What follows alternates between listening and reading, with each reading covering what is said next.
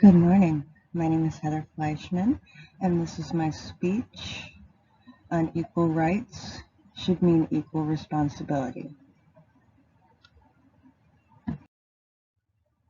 I have two amazing boys. One just turned 18, the other is 19. My oldest, when he turned 18, had to immediately sign up for the Selective Service draft. As it drew near to my youngest's birthday, I began researching if he also had to sign up. Because he was born female, he is excluded from the draft requirements and does not have to sign up for the draft. This sparked a debate for me.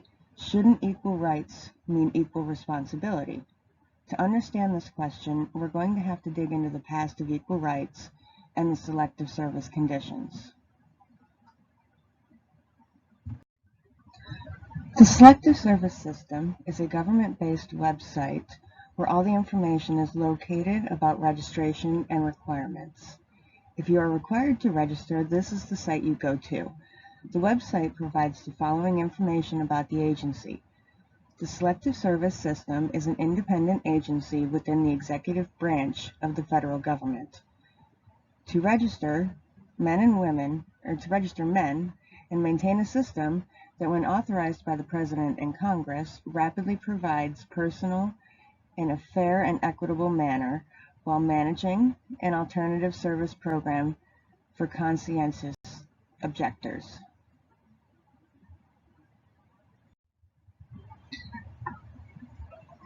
Historical significance of the Selective Service can be traced all the way back to the Civil War era. The first national conscription system begins in 1917 when Congress passed a draft law that authorized a draft of men between the ages of 21 and 31. This was in time of World War I. By World War II, 66% of men were inducted under the Selective Service draft at the time. In 1947, the Selective Service Training and Service Act had expired. President Truman requested a new peacetime draft legislation, and it was passed to supplement voluntary recruiting. The Vietnam War,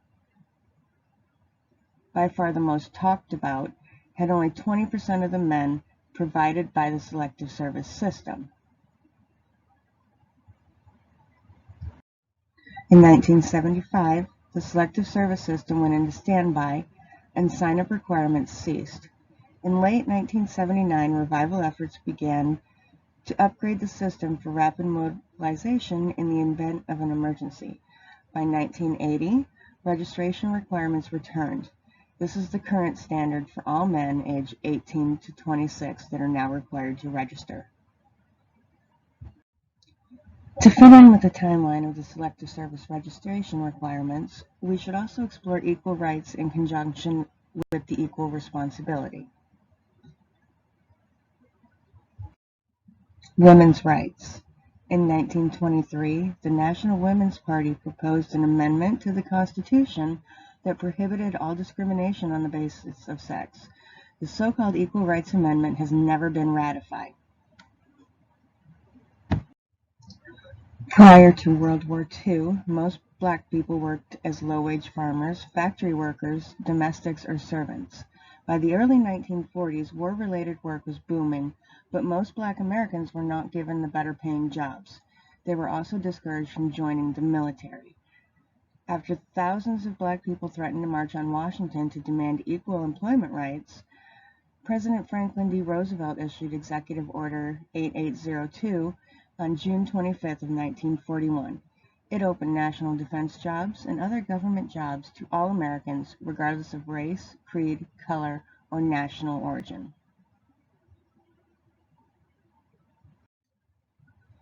U.S. citizens or immigrants who are born male and change their gender to female are still required to register. Individuals who are born female and change their gender to male are not required to register, according to the Selective Service website.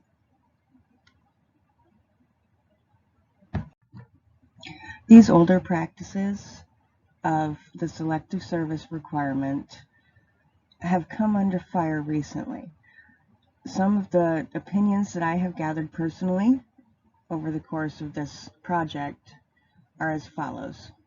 18-year-old transgender male Aaron Fleischman believes he is being denied his right to enroll in the Selective Service. Retired Marine Ron Dutcher believes everyone should serve. He enlisted in 1974 in between the draft periods and served with what he called some of the best women and men he knew. In Houston, Texas in 2019, Judge Gray H. Miller ruled that the law requiring men but not women to register for a U.S. military draft is unconstitutional and has no immediate impact on women or the U.S. selective system. And they do not believe at this time that it will have any impact on women getting to register. This is a legislative effort, and before they can require anybody else to register, the legislation has to be changed, which means this is going to have to go all the way up to the government before we can implement a change.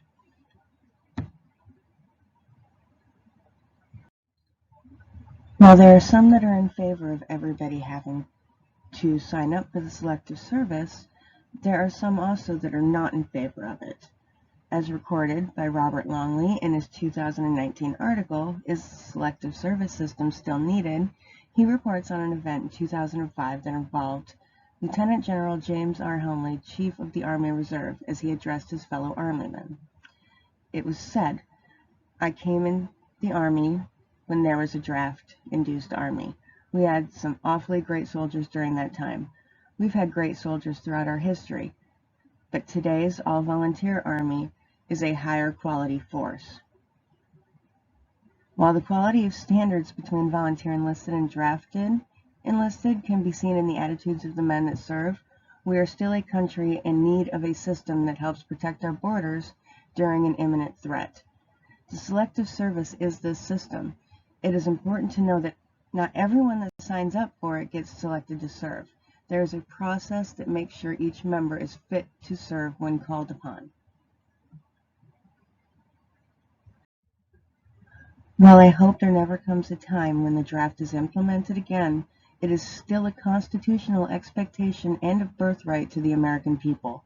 Regardless of sexual identification, all 18-year-old Americans should be required to sign up for the draft and not be excluded based on sexual identification or gender assigned at birth. The draft is a responsibility, and if we expect equal rights, we should acknowledge equal responsibility.